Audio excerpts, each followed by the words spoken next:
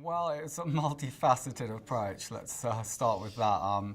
I think, looking at the original intellectual property, there's so much value in that to kind of tee off from, and then coming in and trying to do a live action, version is you have to start from kind of like, a position where you want to honor the original, but also move it forward and do something that's appropriate to live action.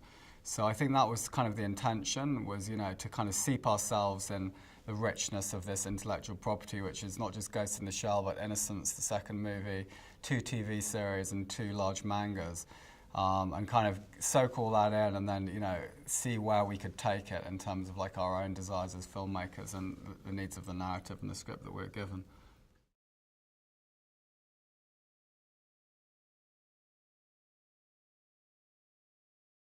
Yeah, I mean, the interesting thing was I did manage to get involved quite early, which is, for a cinematographer, a great advantage. And, I managed to, get out to Hong Kong quite early and do a scout. I took my stills camera, took a lot of pictures, spent some time with the director. The film is so based on Hong Kong in 2029, the anime. And, you see frames in the anime that relate to specific locations in Hong Kong. So we really got to know that city, the specific environmental qualities and the quality of light in that city, the architecture, the character of the city, which is a very important character in the movie. So I think that was the sort of first step, and then it was kind of, how can we really build this look, and to me, building the look is a multifaceted approach. It's not, you're not going to find the key with any one element. So it was, it was lighting, it was camera, it was lenses, and it was composition, camera movement.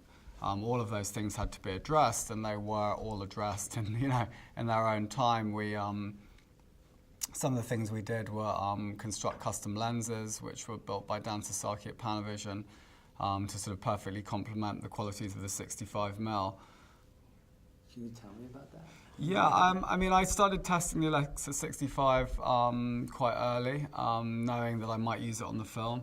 We were looking for, I was looking for camera systems that I thought would be appropriate for the film, and it seemed like an obvious choice. But when I first got it out, I was getting great results out of it. But I knew I wanted a very particular texture to the images, and it was certainly not a brittle digital texture that I was looking for. I was looking for, really something that I'd never quite seen before, that kind of intones some of the quality of the anime, some of that softness, that kind of very particular color palette, that control of color, those beautiful secondary, sophisticated and subtle colors that you see in the anime, because they have so much time and so much expertise at being able to build that color palette. Every frame is kind of like a painting or watercolor. And so, there's a texture to that material that I was very interested in, and I wanted to kind of get something that, that honored that. And so the camera in itself was a great starting point, but I needed to build on that with lenses and lighting. So I started talking to Dan quite early about the project. He was very excited, and we started talking about lenses that I liked and, what the qualities were that I wanted to see in these particular lenses. And we ended up, basically constructing a set. In fact, 2 full sets, one for main unit, one for our splinter second unit, of prime lenses ranging from 24 to 180 in the 65mm format, and they were a first. There's not another set of lenses quite like them, but then they have been the starting point for a whole generation of lenses, which Dan has now produced for other movies.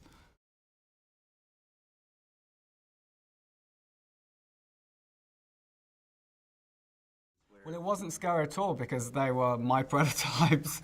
I mean, along with Panavision, we'd created this lens for that lighting and that camera, So by the time I actually used them, that I was very happy with the way they were performing, and any of them that weren't happy just went straight back to Dan, and he'd adjust them, or they'd go and be reconstructed into some other lens, So there was a bit of back and forth, but essentially he pretty much executed a very, very, very good job of the lenses, and I was very happy with what I was seeing from day one.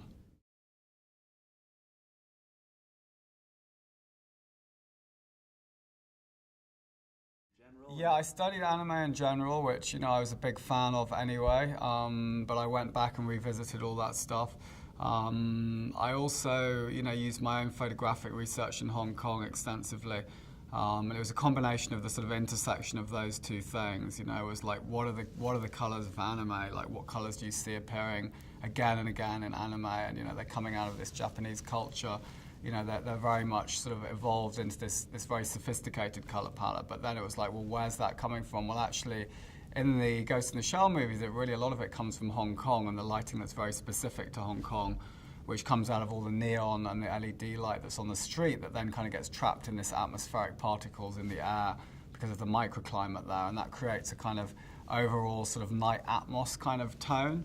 What Conrad Hall would call room tone, but it's a sky worth of room tone that is basically trapped LED and neon light in the atmospheric particles of the sky, which creates this kind of glow. So that was something that was very specific to a quality that I was trying to capture, and I think Mike talked a little bit about my process of doing that with the smoke, the atmosphere I would call it, but not really smoke, and the very fine levels to which that was manipulated to kind of trap this light.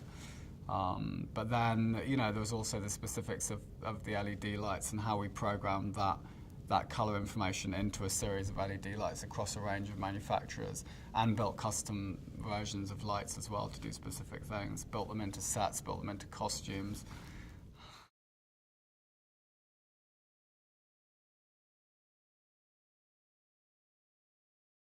Well, that's definitely a quality of Hong Kong as a city, and I think you see a certain amount of that also in the anime. When you look at that, they did capture that, and so I was basically using coloured light and a certain amount of atmosphere to kind of recreate that, and a very particular type of lighting. I designed a 28 colour palette coming from the stills, influenced by the anime. And that was then programmed across all the different LED units, all the different manufacturers, and controlled via a lighting desk. So at any point I could pull up any one of my 28 colours on any light on set. And therefore I had very quick flexibility to actually react and respond to particular choices that I might make or the director might make, but also could go in with a real idea about what kind of colours I wanted to see in that scene. And then all that information was able to be passed on via the metadata of the desk through the visual effects, so they'd know that if there was, supposed to be a window with a street outside, and I was putting a certain color palette through, they could build their solograms and interactive lighting outside of the same color. So that was all about kind of gelling the photography into the visual effects as well.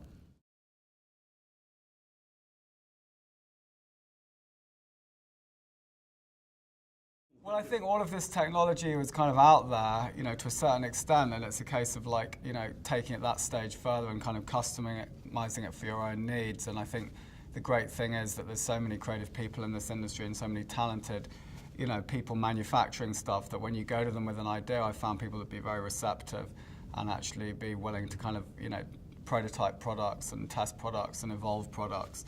And that's what we were able to do on this film, partly because of the time that we had, but also I think, because we had such a specific vision, Rupert and I, and the concept designers that worked on it, and Guillaume, the visual effects supervisor, John, when he came in, we were very unified in what we were trying to achieve, and so we didn't kind of go down a lot of curved roads. It was all pretty much leading in one direction, and we kind of evolved and streamlined that technology to suit our purposes, definitely.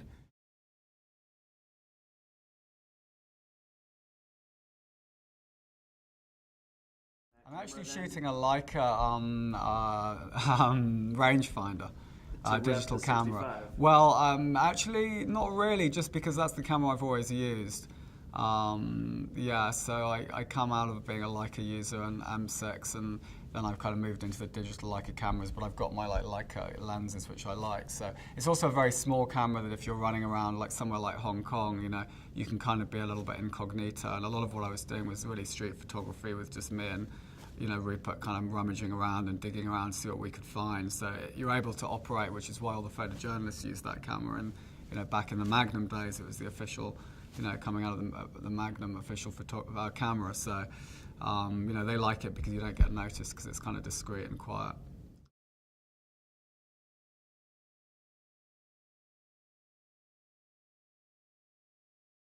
To be specific, I had one LUT. I mean, what I've sort of my philosophy is a little bit that like the less variables you have, the more control you have. It's a kind of inverse equation in some ways, and that comes back from like a sort of film training whereby we'd print one lights, and you'd know that if if you were using a particular set of printer lights in your print dailies, if anything was off, you'd know because your printer lights would change, or the printer would say to you, if I print at these lights, you're going to be a bit out, or you could see it, And so when I kind of set up the workflow for the film for Ghost in the Shell, I was really I was interested in that level of control, and my idea to do it was really to monitor everything in P3 color space. So I'm monitoring in a cinema space to start with, and then every night to project dailies in a theatre in P3 color space.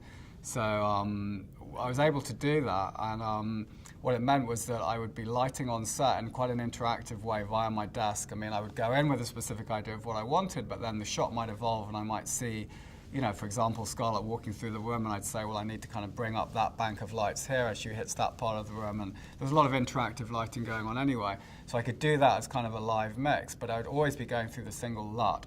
And that kept the color palette very controlled, very even. It meant that everybody was looking at effectively a kind of a rendition of what I wanted to see, and I was having that confirmed every night for myself in the theatre when I would see the result of the day's work.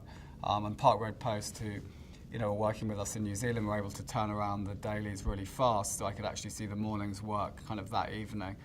And it just meant we knew exactly where we were putting things, Yeah. And then obviously, as Mike explained, you go into the DI, certain things, parameters change a little bit, but you're still, effectively, people have been looking at, one version of the film's color from inception to completion.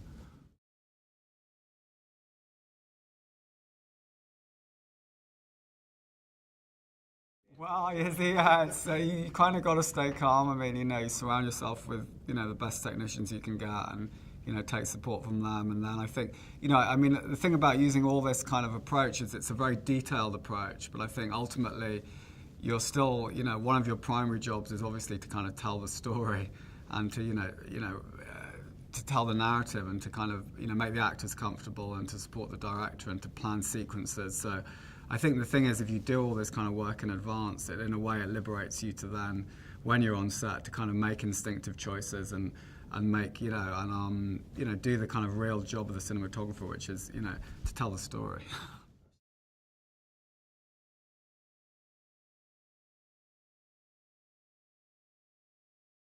Well, I think the thing is the tools are getting more sophisticated, and the thing is you're actually, you're not doing any of this stuff blind. When you're shooting film, it's in your imagination. So, really you have to visualize how the emulsion is going to translate your lighting, this environment, into a negative. I think with digital cinematography, if you design the correct workflow, you can see the evidence of your image on a screen, in real time. And that's, very empowering in a sense. In the other way, you could say, well, where does your imagination play into that? Are are your images becoming, less powerful because they're not driven so directly by your imagination and more by an image in front of you? That's, some people might say that.